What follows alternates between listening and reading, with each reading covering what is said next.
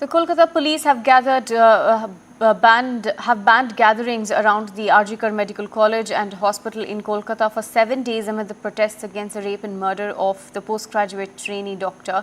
Section 163 of the Bharatiya Nagrik Suraksha Sanhita has been imposed around the hospital effective from today amid the nationwide protests and outrage over the doctor's rape and murder in Kolkata during her duty hours. The Ministry of Home Affairs has also issued a diktat to all states asking them to submit reports on law and order situations every 2 hours.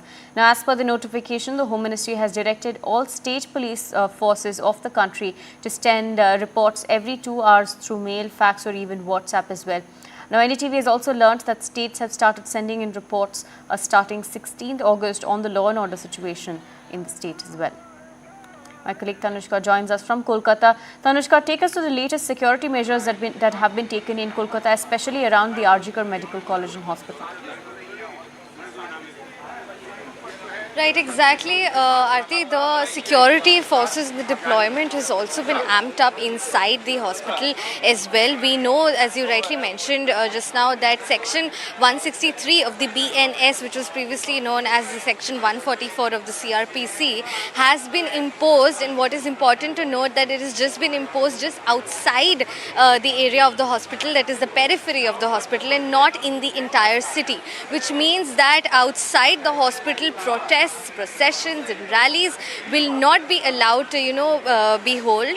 However, across the city, people are free to otherwise protest against this gruesome rape and murder of this young doctor at RG Kar Medical Hospital, where I am at currently. Behind you, as you can see, this is the major protest site wherein some candles were lit, of course, on the beds on which patients are carried upon. What we also know with respect to the CBI investigation is that, looking into the gravity of the case, a team of experts from the Central Forensic Science Labs has reached Kolkata. This team has reached from Delhi, and this team will conduct psychological tests on the prime accused Sanjay Roy. So this is the latest development that we have, that psychological tests will be conducted on the prime accused, and the experts from Delhi in the CFSL will conduct these tests.